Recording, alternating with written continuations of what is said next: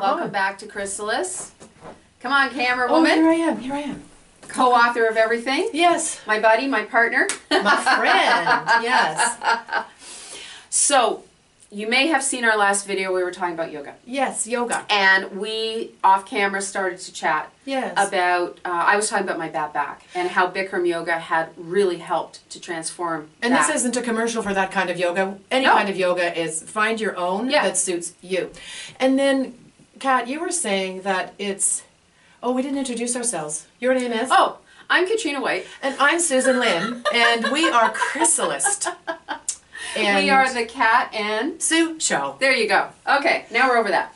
All right. And so when we went off camera, you said, and it was beyond yoga that brought me back from this terrible back situation where you said you had 3 herniated discs. I have 5 degenerative discs. Yes. And 3 hernias.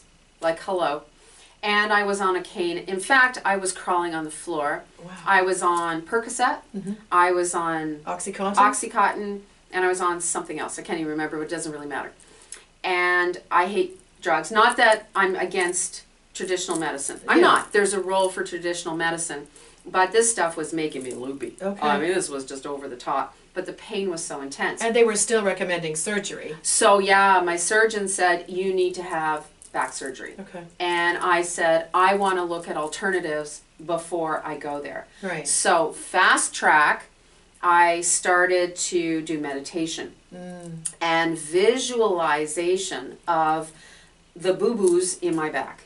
And I would look at them. When I closed my eyes, I was doing some deep breathing. I would get into just a very calm state. Let's do that right now. Okay.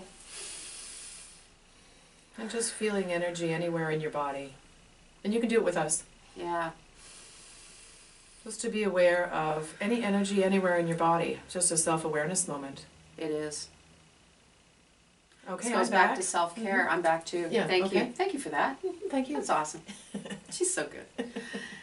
And so I visualized these boo-boos that were causing me such pain. Yes. And I detached myself from the pain and just looked at them and sent them a lot of healing energy, actually a lot of white light. And you were feeling the source, going to the source of the pain. The source in your body. of the pain in my body. Okay. And I visualized myself dancing again and running and just being alive and fresh and fit and healthy and not being drawn into the drama of this pain. Okay.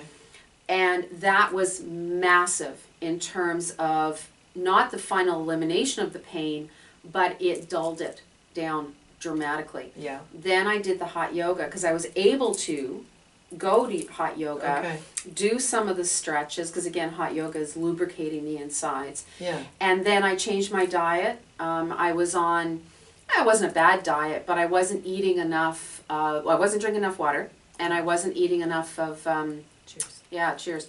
The detox, not detox, anti-inflammatory, like blueberries and things like that. I wasn't eating enough of that. Yeah. So I shifted my diet. I did meditations. I did visualization. I did hot yoga. Yeah. And eventually I was completely back to normal. In fact, even better than normal. Wow. That's my story. True. And now you do your maintenance of yoga. Yeah. So you do a few minutes every single day, and if you're you said that if you're not doing it, that's when the back goes, hello. I'm still here. Yeah, because the discs aren't magically repaired. You know, the hernias are smaller, but they're still there. But I don't even consciously know that they're there anymore. Like, as far as I'm concerned, I'm completely healed. Can I say congratulations and well done? There you go. Wow. Oh, thank you. Yes, Thank so you. you had a multifaceted approach there. I did. And self-care. It's all about self-care. And it was also mind over matter, too. Yeah. Right? The mind is so powerful. It is. Speaking of which, yes. Share your story. So Katrina asked me, have you ever had a time where you really did have to overcome something physical through some going deeply into meditation? And I thought, and I said, yes, I have. I had a hysterectomy, and I was in the hospital recovering. It was about 24 hours afterwards, and apparently there was one blood vessel that had not been cauterized. It wasn't closed, and I woke up in the middle of the night in a pool of blood on the bed about that big. Wow. So, scary. Needless to say, I was afraid. I rang the buzzer. Yeah. And I just thought, okay, stay calm, stay still, stay calm, stay calm, stay still. Mm-hmm. And the nurse came in, saw this, took my blood pressure, quietly looked over me and said, you've lost a lot of blood. Your blood pressure is very low. The number, can't remember, but I remember thinking, how can you have blood pressure that low and still be conscious? Mm. And she said, when you have lost this much blood, there is a possibility of brain damage or heart damage. Oy. We will need to get you a transfusion right away, and we will be doing brain tests and heart tests. Oh. And I have had, well, I stayed very still. I've had years and years of meditation. Sometimes I meditate more regularly, sometimes less. Years and years of prayer and meditation and stress management techniques that I've learned. And I said to myself, my heart rate can't increase right now. I cannot panic because I don't have enough blood in my body. I can't make my heart work harder right now. Breathe.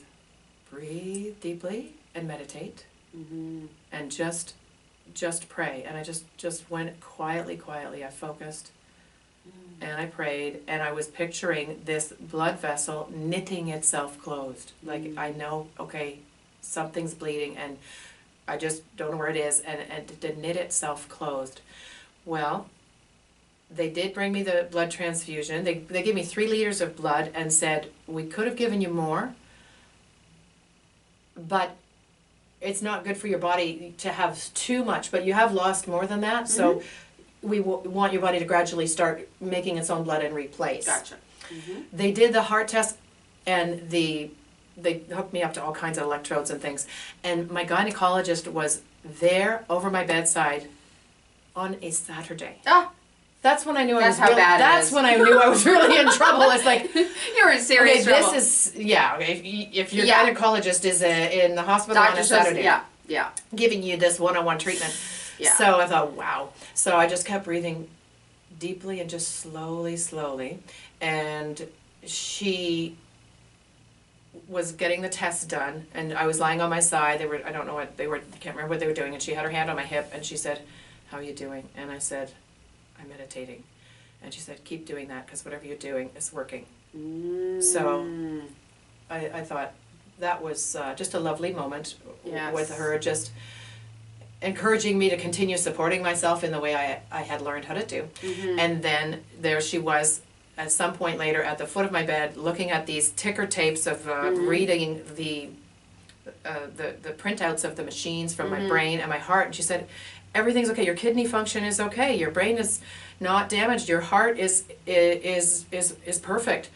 And she was so excited, and I thought, man, this was really bad. She was really expressing a lot of she was concerned. Well, yes, she was concerned. And so gradually, it had actually over a week, they thought that they were going to have to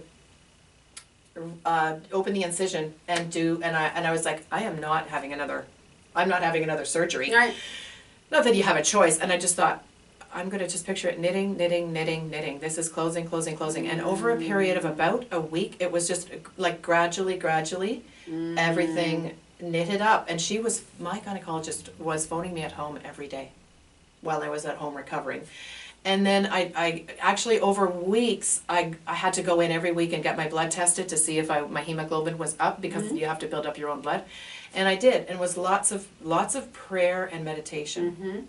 And keeping, like, I physically, so that's a physical, mental, emotional, spiritual experience where I had to keep my mind calmed and keep my emotion calm and pray, and whomever you pray to, or however you could pray to, a tree, nature, your ancestors, a rock, spiritual masters that you have grown up with in your teachings.